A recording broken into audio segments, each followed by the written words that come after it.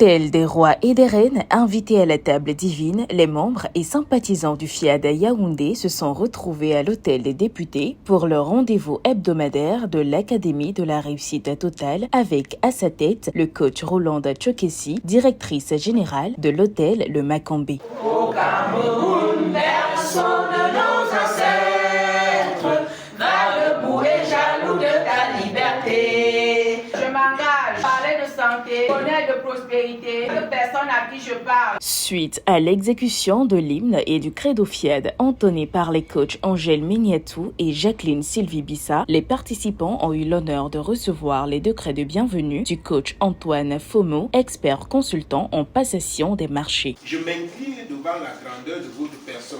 Aujourd'hui, c'est mon tour de vous décréter la bienvenue. Profitez pleinement de cette soirée. Sur ce, je vous décrète une bonne académie de réussite totale. La richesse ici et maintenant. Ce fut le thème qui a officiellement ouvert le ballet des exhortations. Il a été développé par le coach Rolanda Tchokessi, épouse Wonji, directrice générale de l'hôtel Le Macambé. Lorsque Dieu déclenche une saison, aucune puissance visible ou invisible ne peut la retarder. Aujourd'hui, Dieu me donne la permission de parler depuis lui et d'annoncer que notre richesse est ici et maintenant. Dans un hôpital du Nigeria, des centaines d'enfants étaient malades et mouraient. On invita Benson Idahosa à venir prier et au lieu de prier comme on s'y attendait, il déclara simplement que tous ces enfants étaient guéris. Personne ne croyait. Pourtant, le lendemain, l'hôpital était vide. Les enfants guéris étaient rentrés chez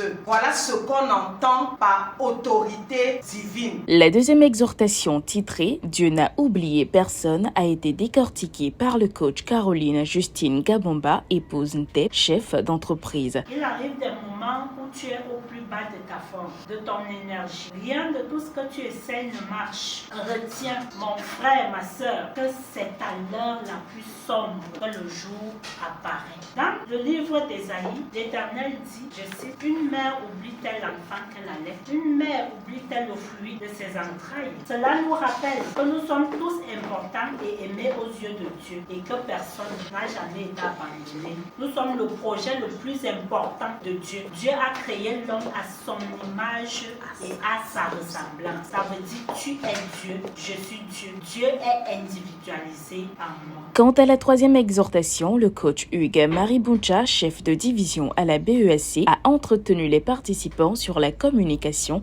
parents-enfants. Écoutons pour mieux comprendre. La communication avec l'enfant commence même avant la conception. Je me rappelle quand mon épouse était enceinte, je parlais beaucoup sur son ventre. Et parfois quand je rentre, il cogne. Et une fois, quand j'entre, elle m'appelle, elle monte et il cognait vraiment. Pourquoi? Parce que je communiquais déjà avec eux. Et je ne suis pas surpris aujourd'hui de la connexion qu'on a. Et la première chose dans la communication parent-enfant, il faut toujours chercher à comprendre avant de parler. Et je l'ai encore expérimenté l'autre jour. Quand je vois ma fille aînée, elle avait le visage foncé. Je n'avais pas pu récupérer le téléphone, mais je savais qu'il y a quelque chose qui ne va pas. Je lui ai dit, ton visage est très froid. Tu m'as l'air préoccupé. Si tu veux qu'on en parle, je suis à ta disposition. Directement, le visage est revenu à la normale. Place à la détente avant la poursuite des activités. Une armée de cœur, il a réveillé.